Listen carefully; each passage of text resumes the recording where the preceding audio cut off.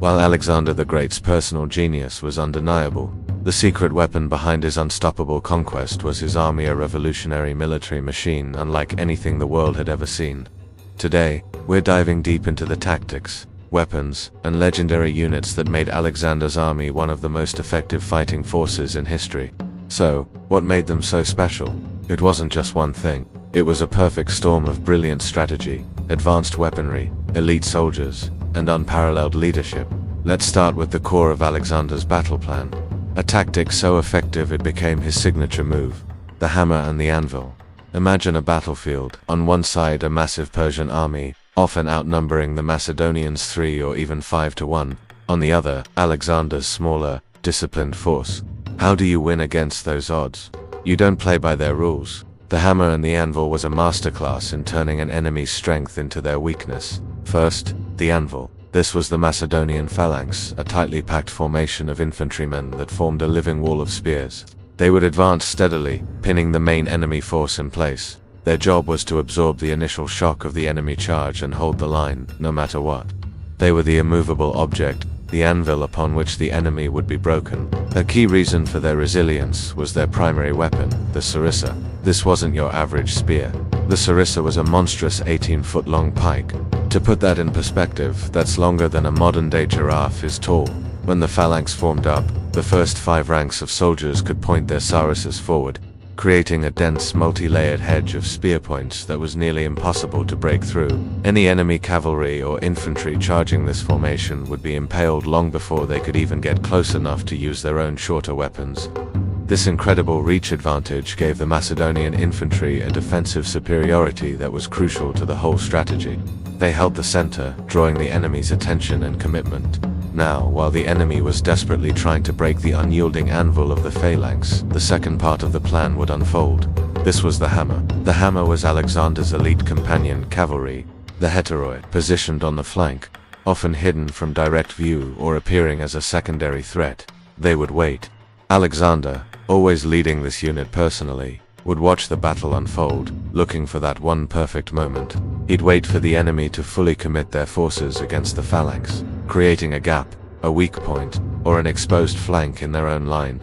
And when he saw it, he would lead the companion cavalry in a devastating, decisive charge.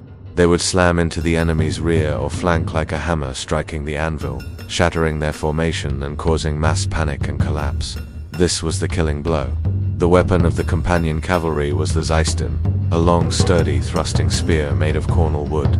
It was designed for powerful charges, allowing the cavalrymen to deliver incredible force upon impact, riding the best horses and clad in bronze armor. These noble-born warriors were the surgical strike force of the army. So you have the infantry pinning the enemy, and the cavalry delivering the final blow. But an army is more than just 2 units. The real genius of Alexander's military machine was its combined arms approach, where every single unit had a specific, vital role. The link between the slow-moving phalanx and the fast-moving companion cavalry was another elite unit, the hypaspists or shield-bearers. These guys were the special forces of the ancient world. They were more lightly armored than the phalanx soldiers, but better armed for close-quarters fighting, carrying a large shield and a shorter sword. This made them incredibly versatile and mobile. They could protect the vulnerable right flank of the phalanx, a critical job since the phalanx soldiers carried their shields on their left arms. They could also move quickly to seize a key piece of terrain, like a hill or a river crossing, or rush to reinforce a part of the line that was under pressure. The hypaspists were the flexible glue that held the entire army together, ensuring the hammer and anvil could work in perfect synchrony. But it wasn't just heavy infantry and cavalry. Alexander's army included a whole range of specialized troops. He had archers, like the famed Cretan archers, who could rain down arrows to disrupt enemy formations before the main engagement. He had skirmishers, like the Agrionians, who were light javelin men, expert at harassing the enemy and screening the army's movements. Every part had a purpose.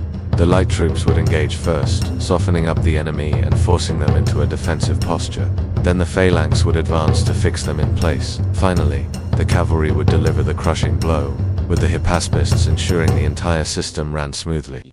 It was a symphony of destruction, conducted by a master.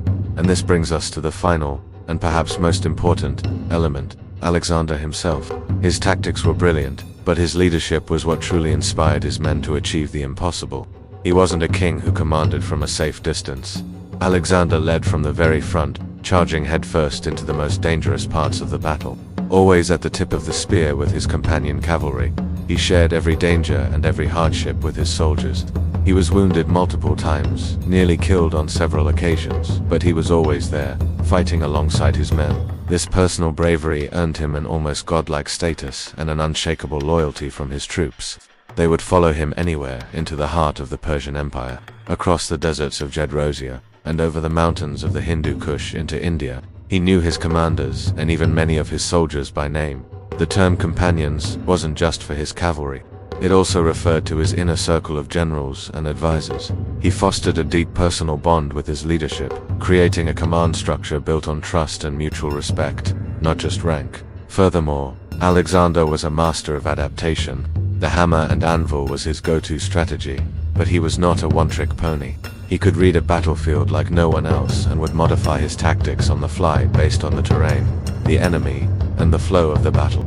At the Battle of the Hydaspes in India, facing war elephants for the first time, he adapted his strategy to specifically target the elephants and their handlers, turning the beasts into a liability for the Indian army.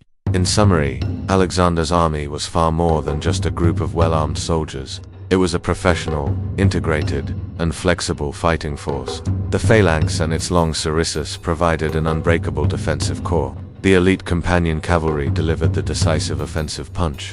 The versatile Hypaspists bridged the gap between them, and a host of light troops provided essential support.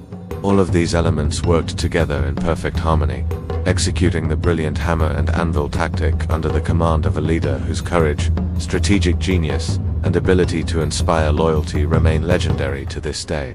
It was this combination that allowed Alexander the Great to forge one of the largest empires the world has ever known.